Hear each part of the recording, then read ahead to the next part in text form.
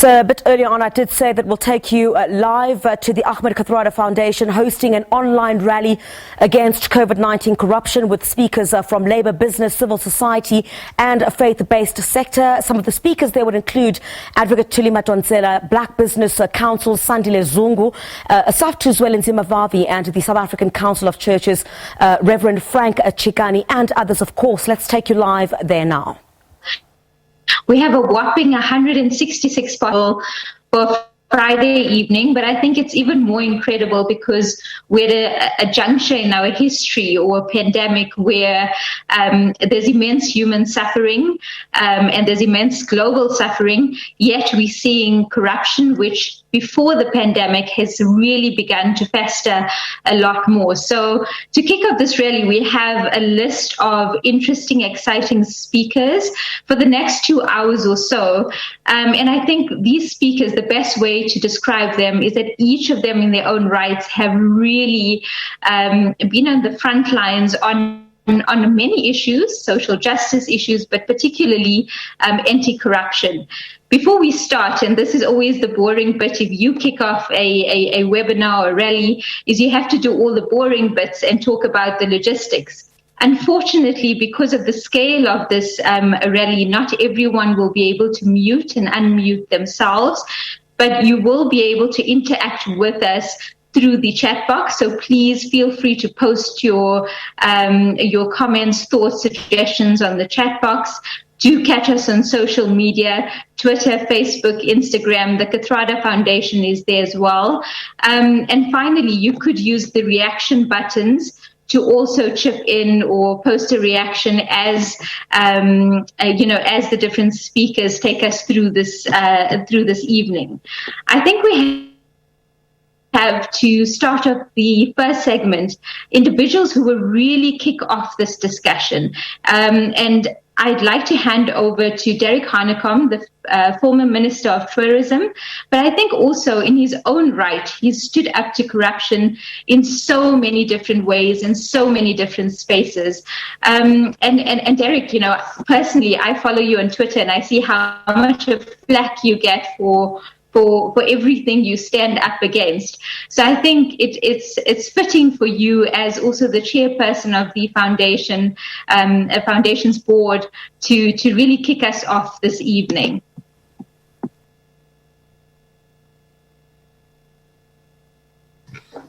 Thanks so much, Shakira. Thanks so much, Shakira. Can you hear me? Well, thank you. Yes, thank you. It's quite clear that the foundation has made a very conscious effort and a completely uncompromising one to bring in young leaders, and you are one of them, and you really make us immensely proud, and you give us confidence in our future. But just for those few words, let me add to what Shan has already said, welcoming you all and thanking you for joining us on this virtual rally, as we're calling it.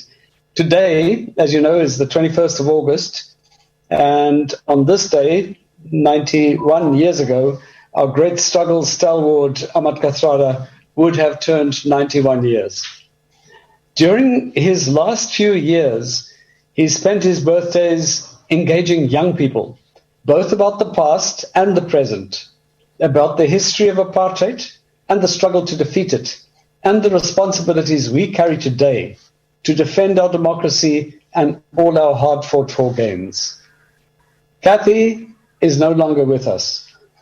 It is up to us now, and we must think very carefully about what responsibility to our democracy means in the current context. This year, we lost the last of the Rivonia trialists, Andrew Mlangeni and Dennis Goldberg. They, together with Kathrada in their final years, were unequivocal about challenging state capture and corruption, something which threatens the very fabric of our society. Today, we look up to their ethical leadership as we find ourselves in the midst of a pandemic and economic crisis. It was their moral guidance that was drawn on and echoed in a recent statement against COVID-19 corruption issued by the SACC and several foundations. We know that millions of South Africans strongly support the sentiment and the calls made in that statement. It comes at a time when more than 12,000 people have died in our country from this dreadful COVID-19 virus. So, dear friends, even as we are gathered this evening to join this virtual rally, let us just briefly lower our heads for a moment in memory of them and their loved ones, and to pay a special tribute to the many brave and dedicated health workers who went far beyond the call of duty in responding to this crisis. Just for a few seconds, let us just remember them and pay tribute to them.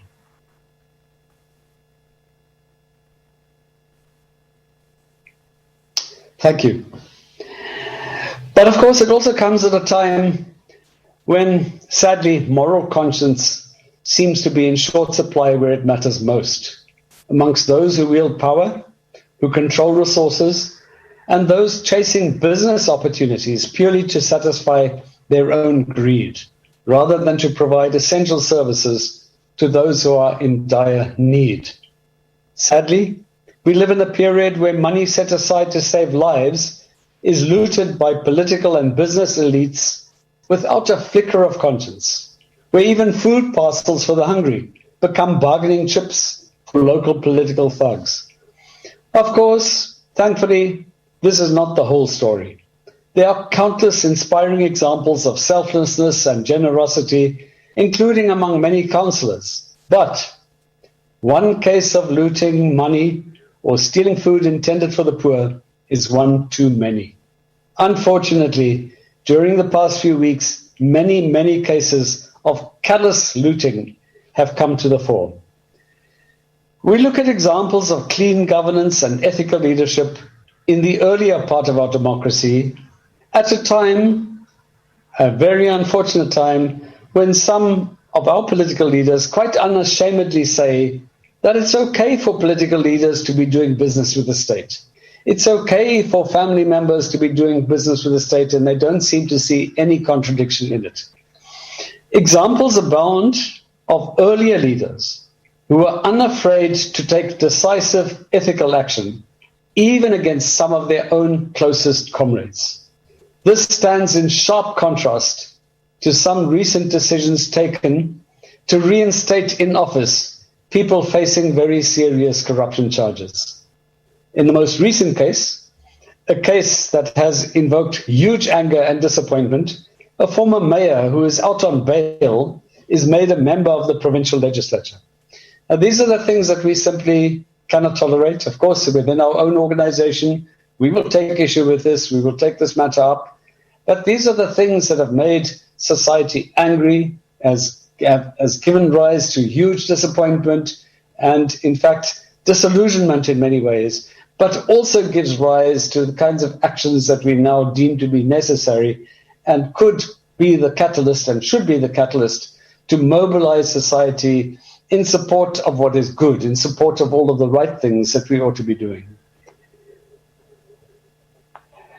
Responsibility to our democracy, of course, requires more than us simply taking a look at the state of affairs and analyzing the state of affairs. Yesterday, we marked the 37th anniversary of the UDF. When it was launched in 1983, in a community hall in Rocklands, Mitchell's Plain, there was a realization that society needed to be mobilized. Students, professionals, faith-based organizations, even up to street committee level, to confront apartheid and to bring it to an end. And that is why we are here today, because we have come to a realization that we cannot allow those in powerful positions, along with their greedy friends in the private sector, to abuse our democracy repeatedly. We cannot allow them to hide behind the veneer of championing transformation when, in fact, they steal from the bellies of the poor. We are here because we want those in authority to know that we will not sit by idly looking on as the looters feast. We will no longer accept excuses about why the crooks are not being promptly investigated and prosecuted. I think we should immediately say, however, that We welcome the recent announcements of the SIU and the Hawks arresting people. We really welcome that, and we're seeing the kinds of actions that we've been waiting to see for a long time. And of course, we have to welcome it. But we are here because each of us, as organizations and individuals, are committing in some way to confront this COVID-19 corruption and indeed all forms of corruption. We are here because we know that the pandemic, with all the hardship and tragedy that comes with it, also offers us the opportunity to reshape society for the better. And our failure to do so, our failure to seize these opportunities, will further entrench the massive inequalities we have in our society. At the end of August, the Kathrada Foundation and a range of organizations will be calling for a weekend of action to responsibly demonstrate anger against COVID-19 corruption. We should start thinking creatively about what we can do to support this call under current COVID-19 conditions. There are ideas of yard pickets where you can organize people in your street to stand at their homes with their placards against corruption, carcades and Orange Mask Fridays to symbolize the orange uniforms that COVID-19 looters should be wearing. Organizations with skills in procurement monitoring in particular, are being requested to volunteer their time to analyze COVID-19 contracts that have been made public. Simultaneously, those who offer whistleblower support are encouraged to offer their assistance as calls for whistleblowers to come forward intensify. Details of the weekend of action will be shared in the coming days, and we urge all of you to be part of the action. Finally, we are here today, members of the public, civil society, business, labor, and faith-based sector, because we want to honor the covenant we take as active citizens to guard this democracy and fulfill our responsibility to it. We are here today on Ahmed Kathrada's 91st birth anniversary because we are committed to continuing that generation's legacy of ethical leadership and ethical citizenship.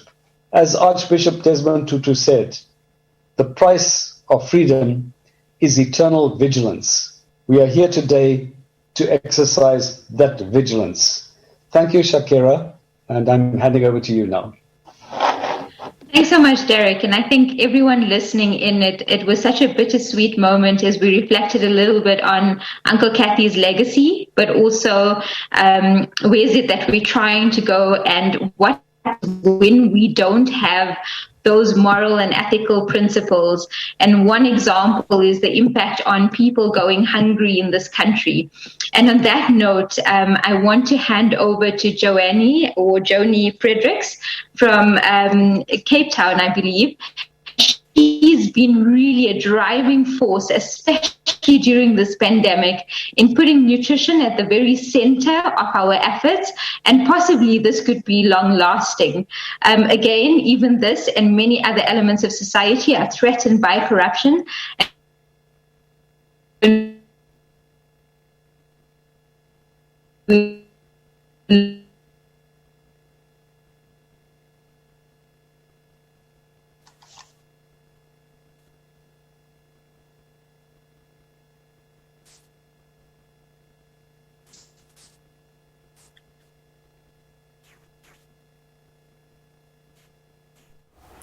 All right, we apologize for a bit of that break in transmission there. We hope to take you back very shortly. The Ahmed Kathrada Foundation holding an online a chat there, basically a rally, they say, against COVID-19 corruption.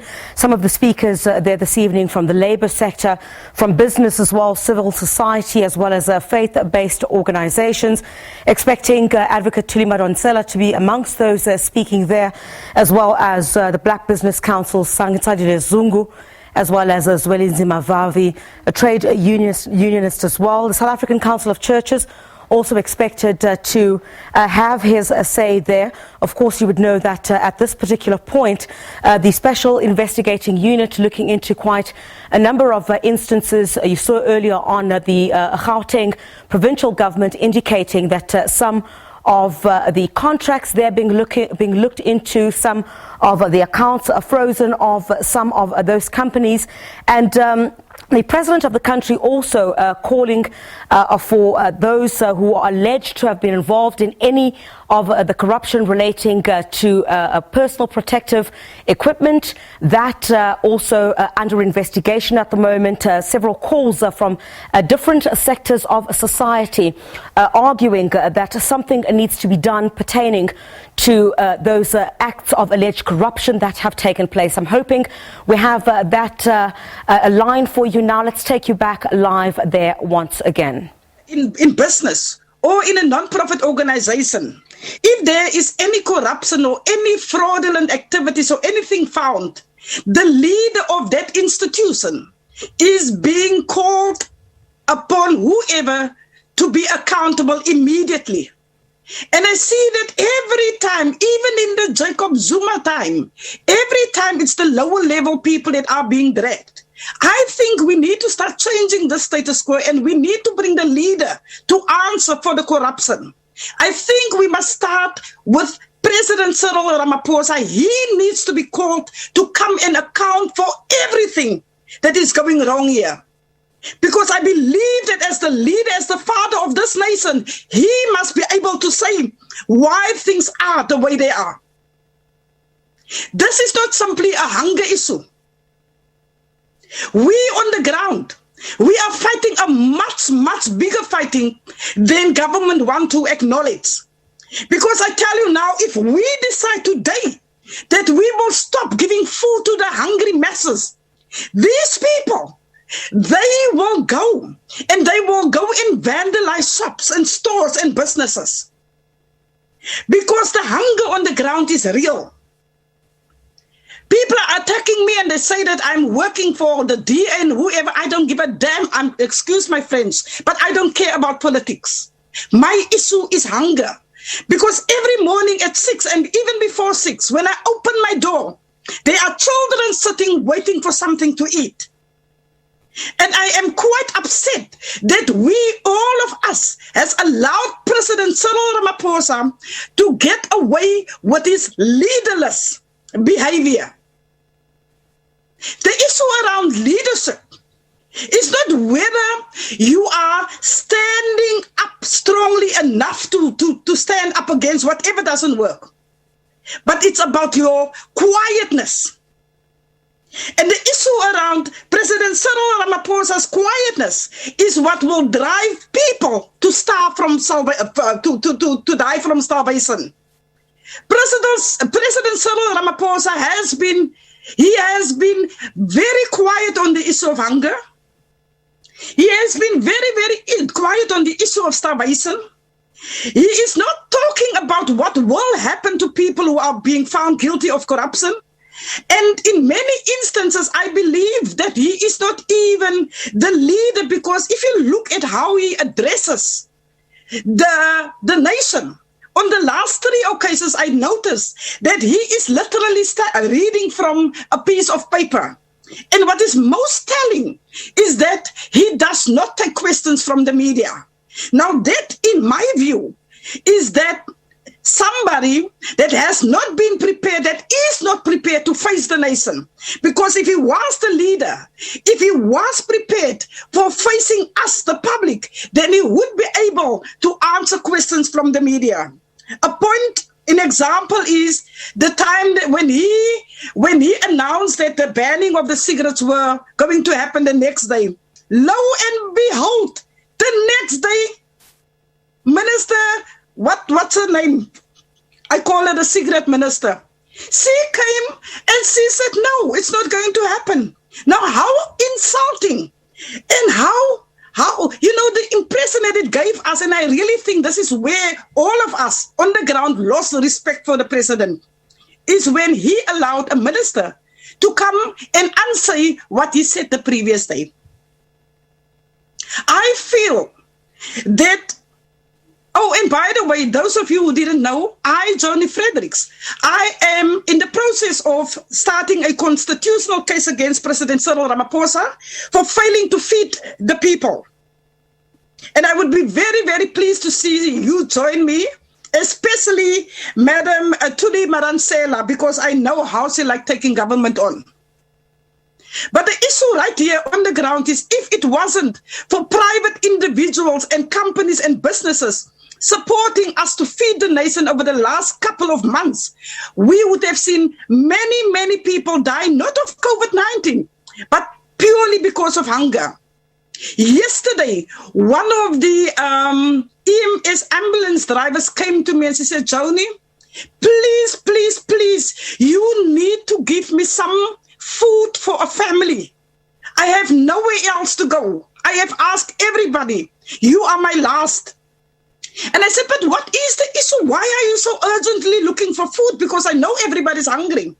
And she said, Joni, the patient that I went to pick up was so hungry and so weak that she couldn't even get in the ambulance. And the first thing that she managed to say was to say, please, when you bring me to the hospital, please, please ask them for a piece of bread for me. This cannot happen. Not in 2020 and not in a democracy. We cannot allow this. There is food and there is money. If the government can once again bill the airlines with 10 billion rand, then they can and they must be held responsible to immediately make money available so that food can be bought to feed the masses. We cannot stand back and say it is not our business. Please remember, and I see that there are businesses also here, remember that if I stand out of the way and if my peers stand out of the way and we say we don't want to do this anymore, then businesses, you are next in line. I promise you that the communities will turn to looting and they will steal and they will break into businesses. And yet, all of us allow President Ramaphosa to get away, and I am pointing to him because he is the main thief by virtue of his silence. And what leader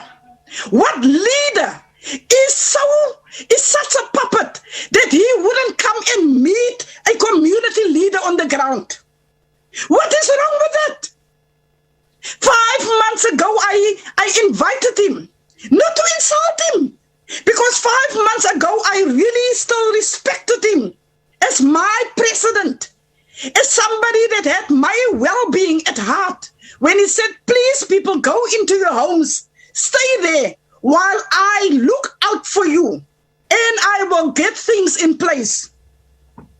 Lo and behold, after that lockdown, that initial period of lockdown, the extended period of lockdown, we came out only to find government running all over the show trying to put field hospitals and things in place. What were they busy doing those first 21 days? They weren't busy putting things in place. So the question is, what were they busy doing? So I'm not going to go much deeper into this, but all I want to say is that I am calling on this foundation to take a stance and publicly denounce President Ramaphosa's lack of leadership, because the buck stops with him. It is not enough to say that he has not been caught with his fingers in the cookie jar. It is not enough. He must come in account, and he must say why those who has been stealing has not already sent off to some or the other prison. And he must make available money to the people so that they can eat immediately. Thank you. Joni, I think that really hits the nail on the head. And if that's not a rude awakening to everyone listening in, then nothing else is. on that note, and building on what Joni said, I think it's utterly disgraceful that so much has been allocated to preparing the front line.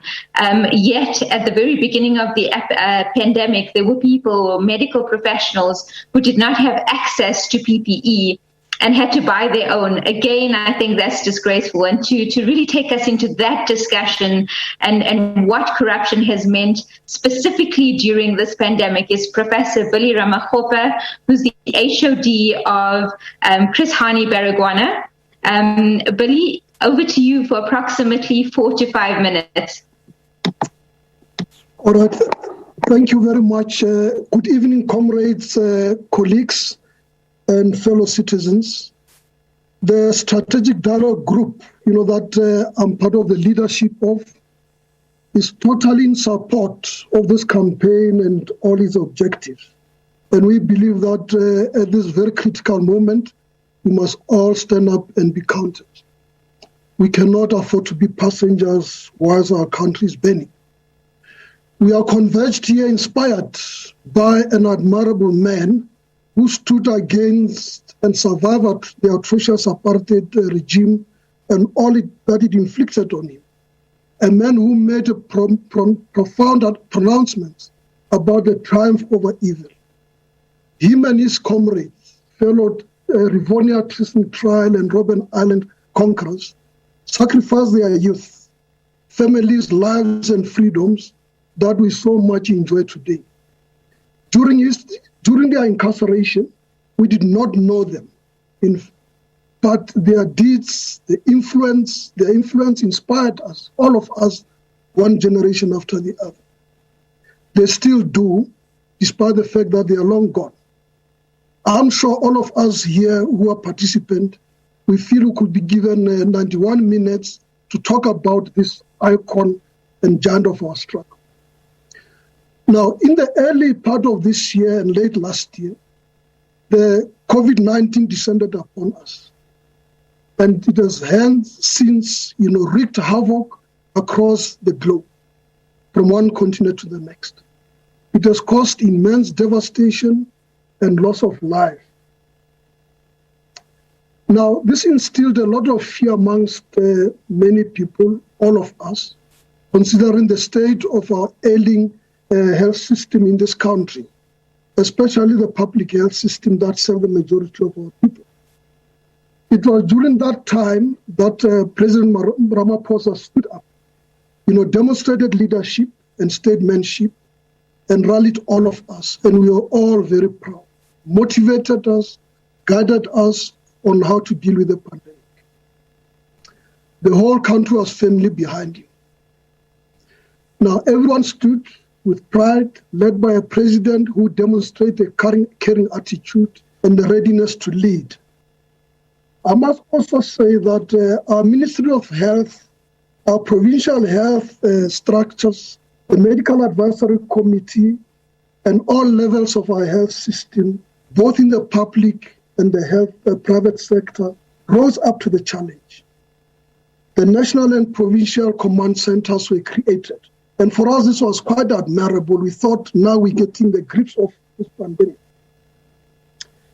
Now we had locally structures set up. At the hospital, beds rationalized, ICU ventilators, and the staff was also juggled around to make space for what was supposed to happen. Now we're all prepared to receive and resist, and assist the afflicted and save lives. On the other hand, our colleagues, the nurses in the private sector, both the GP specialists and the nurses, also rose to the challenge, organized themselves, initiated discussions for wider collaboration between the public and the private sector. That was never known before in this country. Now the goodwill, the camaraderie, the cooperation that was demonstrated, with the main motivation not being money, but to help our fellow human being. To me, that statement was humbling and will reverberate in my mind for many years to come. Now, what a pity that our own government failed to seize that moment it missed an excellent opportunity to unite these two sectors and lay a foundation for a universal healthcare.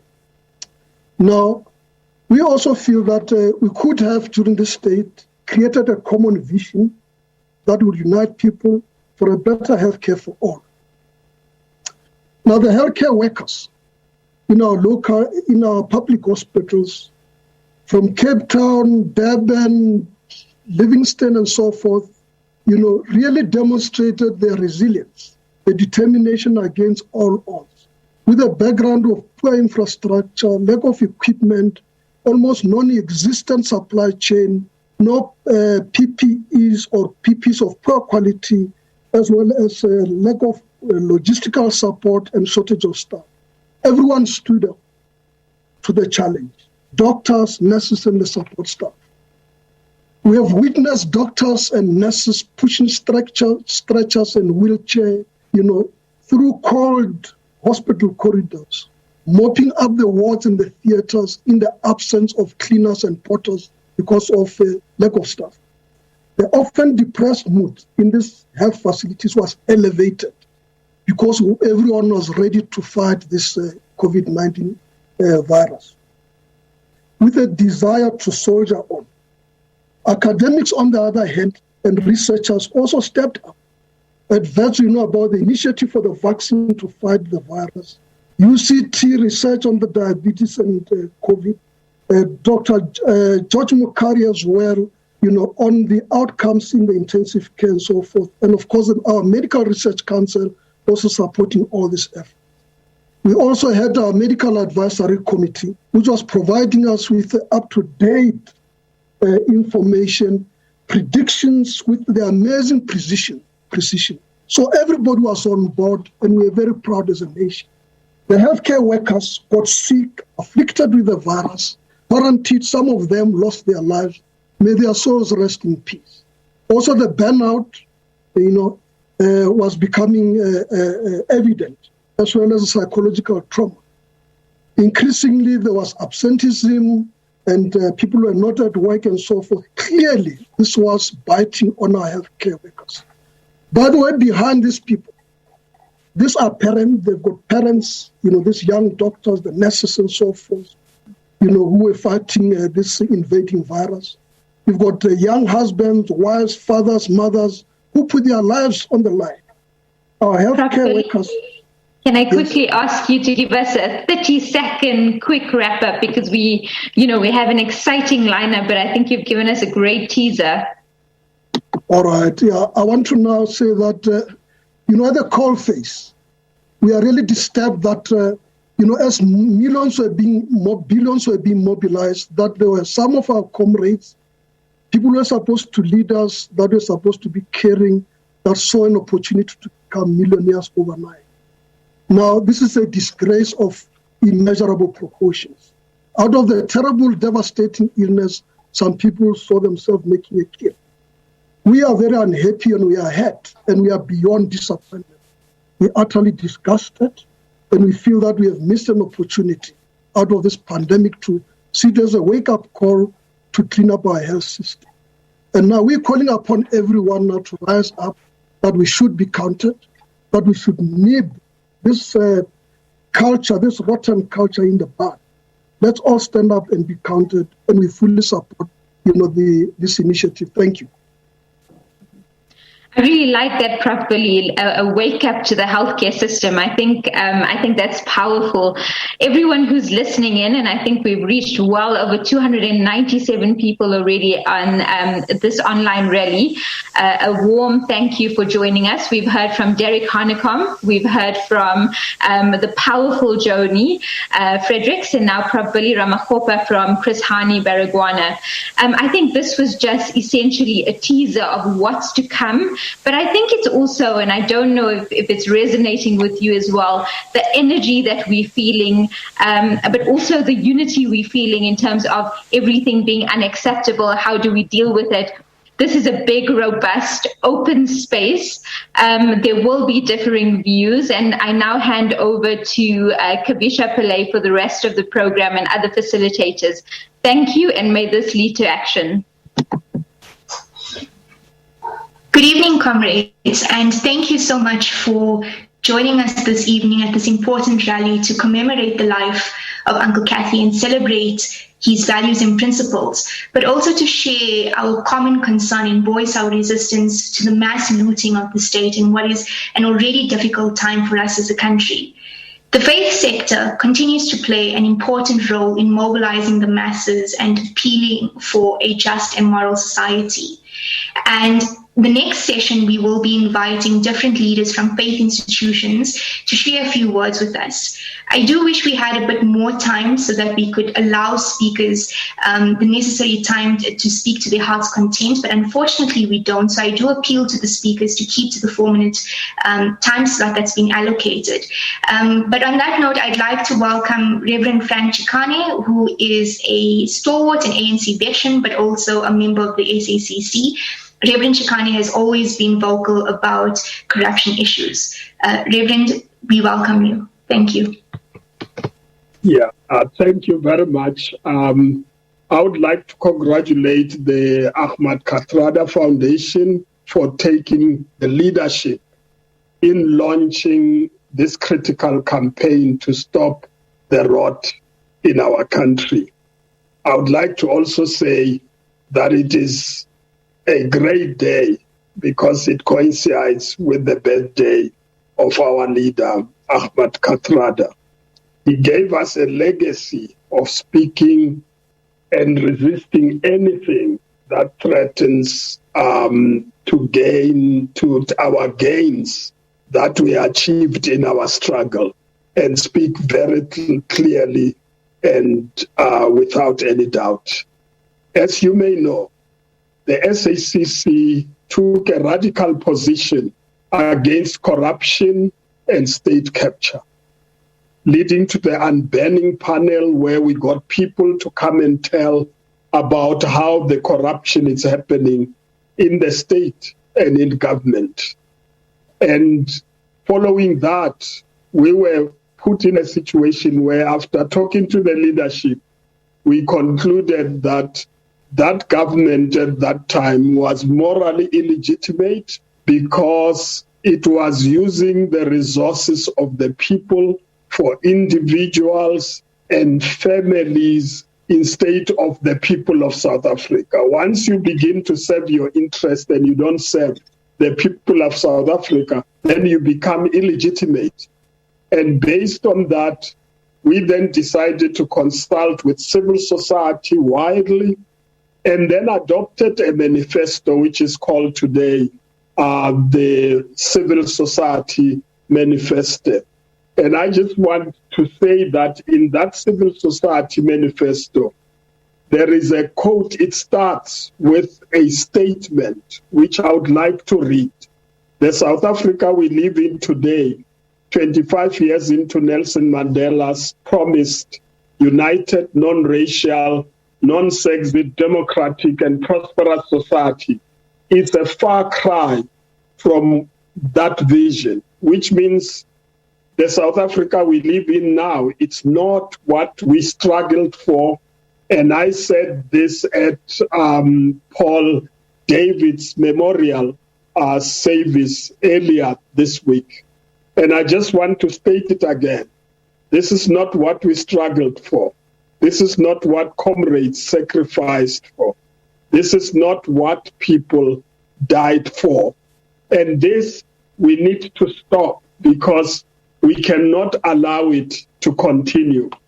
And so the churches made a commitment, and I just want to state this in a summary form so that we can be able to listen to other speakers. The churches made a commitment in a number of ways, and it has organized civil society groups in the last 2 weeks to work with everybody in the struggle.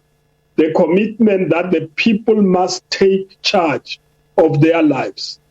So we need to begin to say, we're taking charge of our lives. We're not going to allow people in government to take away the gains that we have made as the people of South Africa.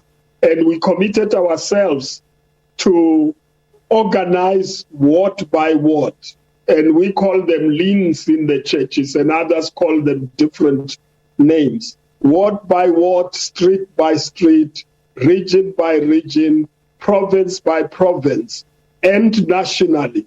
We must make sure that the people of South Africa are so organized that no corrupt person will have a place to hide. And we must make it very clear to government that if you don't stop it, the people will stop it. And we need to say to the ruling party, the governing party, that it is time now for the branches to go out and say to their leaders, enough, it is enough. We're not going to allow a few amongst us to benefit at the expense of the people. There is no black empowerment that makes people millionaires overnight and empowers nobody in society. The churches also and civil society committed themselves then that we must have a hybrid system of elections and government, which takes on the proportional representation system and a constituency system. Secondly, that we make sure that the president is elected by the people, not by a party or by influence of a party. We need to give the people the power back to determine who their president is going to be, rather than somebody making that decision. Because once they do that, they then serve the interests of the people who put them in power. I want to conclude by saying, the reading Landman's article this week, that actually a lot has been done. People are beginning to be arrested. The wheels of government were slower and didn't move as fast as we expected. But a lot is being done. But, Mr. President, I just want to say the latest announcements of people who steal from the poor and also even make money out of PPEs that should help our frontline workers when they don't have enough, that you would say has broken the camel's back. We know, Mr. President, that you've got a big challenge. The unity Nasrec gave you, it's part of the challenge, because it is unity that keeps the corrupt elements who are afraid of going to jail to resist and drag us backwards and want to pull the whole country and the organization down.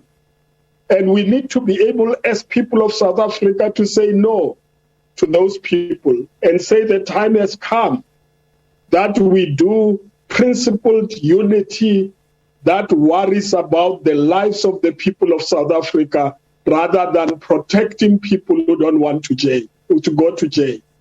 We as a people, if the branches fail of the ruling party, governing party, the churches and civil society have committed themselves, we're going to make sure that those who are corrupt go to jail and that all the money they have put into their pockets come back to the coffers of government, and that we make sure that we do what we struggled for, to change the quality of lives of the people of South Africa.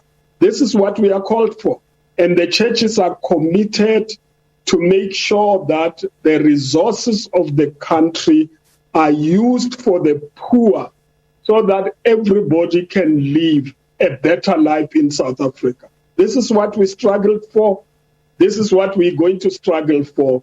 And on a day when the United Democratic Front was formed yesterday, that day, I would like to say maybe we should go back there and mobilize every sector of society to make sure that we are never, ever governed by anybody who's corrupt. I thank you. Thank you, Reverend Chikane, for those very powerful words. Corruption has definitely impaired our realization for sort of our basic human rights and has made our society society more unequal than what it has been. I call now on Maulana Abdul Khalik Ali, who is the first Deputy President of the Muslim Judicial Council, as well as a supporter of the Orange Overalls campaign. Maulana, over to you.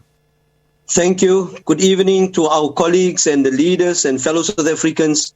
And from the very start, I would like to thank and acknowledge the Ahmed Kathrada Foundation for putting together this wonderful and much needed initiative to bring South Africans together as civil society. Our country is in crisis. Our people are crying. Our children are dying. Our people are hungry. Their futures are being stolen due to the endemic corruption. The glorious Quran, in one of its verses, speaks beautifully and say, do not spread corruption in the earth after its reformation. How we wish that South Africa in COVID-19 would have created an opportunity to showcase compassion and kindness and mercy and genuine outreach. It is a misnomer to consider that corruption is only to be found within government circles or within a section within the political groupings, or that it is isolated to a particular party alone. Corruption is to be found everywhere in our beloved Rainbow Nation. It is to be found equally within the corporate South African government, corporate world, as it is to be found in the government of South Africa. It is sad to note that public servants who have been placed in a position to serve South Africans are serving their pockets, some of them. It is a curse that eroding the moral fabric of our society and rendering us helpless and hopeless in our expectation of a bright future. The basis of corruption is part of the original sin, and that is greed. And the reality is, people are forced to be silent because somewhere somebody is ready to kill for that greed. And therefore we stand together here this evening to say no to COVID-19 corruptions. We call upon the South African Revenue Services, the Hawks, the NPA to fulfill the trust placed in them by South African people, bringing to justice those corrupt tenders and leaders who stole from the deserving and hungry South Africans. We need to stand up as we're standing up today and wake up to the plight and realities of our people. When a state is weak due to the allowance of pervasive corruption, civil society, guided by religious leaders and institutions, need to be strong. And therefore, the faith community, we must show leadership. We have a moral and a religious obligation to stand up for the masses. Our pulpits and our members must vibrate with no to the tolerance of corruptions, no to corruption. The people power must be led by the churches and the mosques and the synagogues and all faith leaders. We need to stand up as South Africans together to save our Rainbow Nation, to stand for the hungry and for the needy. How sad that what was meant to be a food parcel and some food on the table for the hunger and for those who are in need has become what people has pocketed. I thank you. Let us roll out a program here from this particular wonderful platform that can address the inequality in our country, which can be able to address the huge unequal gap that is currently experienced in South Africa as one of the most unequal societies in the world. I thank you, and may the Almighty Allah bless all for participating this evening. Thank you, Maulana. And we share your concerns that corruption has definitely become a culture and permeated through our society. To those who've just joined us, thank you for joining. We are currently hearing from different faith leaders. I now call upon Mr. Brij Maharaj, who is an ex-co member of the South African Hindu Mahasabha, as well as a professor at UKZN. Mr. Maharaj. Good evening and namaste. Om Asatoma Sadgamaya, Tamasoma Jyotirgamaya. O Lord, lead us from untruth to truth, from darkness to light. This mantra or sacred chant from the Upanishads encompasses the essence of the Hindu view towards corruption. Hindu scriptures expertly condemn corruption and promote truthfulness. Satyame Vijayata, truth alone triumphs. A common thread in Hindu scriptures, and indeed all faiths, is the call to fight for justice and righteousness, and corruption is a deviation from this path. In our country, malfeasance thrives in this era of unrighteousness. The darkness of corruption envelops our nation. The Zonda Commission grapples to establish the truth, while law and order and the justice system have been manipulated to favor the corrupt ruling elite, their families, friends, associates, and handlers, some of whom are now based in Dubai. There is a close association between religion, ethics, and morality. In fact, the faith sector is widely believed to be the custodian of ethics, morality, and integrity. From a broader faith perspective, South Africa is an actively religious country with more than 80% professing to belong to a faith and visiting places of worship regularly. This makes religion the largest organized sector in South Africa, which is far more powerful and influential than any political party. With an extraordinary capacity to mobilize against unrighteous acts like corruption and the pandemic of gender-based violence. To what extent have these themes featured in our weekly sermons and discourses? By our silence, are we not complicit? As much as we rightly criticize government, politicians, and the business sector, the leadership of the faith sector has to engage in some introspection in terms of the extent to which we have failed to reduce corruption. Did we trust politicians too much? Were we afraid of them, or did we benefit from their largesse? By promising the poor a better afterlife, are we turning a blind eye to the current harsh lived experiences? Corruption is a pandemic in South Africa, far more serious than COVID-19. Corruption is most prominent and entrenched in the sectors of government that are tasked with addressing the needs of the poor in areas such as housing, education, water provision, and healthcare. As Ahmed Kathrada reminded us, there is no dignity in poverty, there is no dignity in hunger, so we cannot be satisfied with what we have achieved. Sadly, corruption is now a badge of honor in South Africa, almost a prerequisite for upward political mobility. The public outrage associated with the looting of COVID-19 funds and resources is perhaps the final wake-up call for government and civil society. The South African Hindu Mahasabha and its affiliates supports the demands for accountability, transparency, and consequences for COVID-19 corruption, and indeed all other forms of malfeasance initiated by the Ahmed Kathrada Foundation. Civil society and the faith sector have an important role to play in the fight against corruption. The faith sector is ideally placed to speak truth to power without fear or favor. Thank you.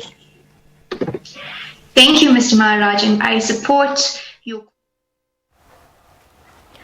All right, we'll come out now of that online rally being hosted by the Ahmed Kathrada Foundation against corruption associated with COVID-19. Many of the speakers there basically saying that those who are found to have been involved in any malfeasance should face the full might of the law. More calls for President Cyril Ramaphosa to say more on acts of corruption in particular, and that the Reverend Frank Chikane from the South African Council of Churches basically saying the South Africa that we live in today is not what freedom fighters fought for so many years ago.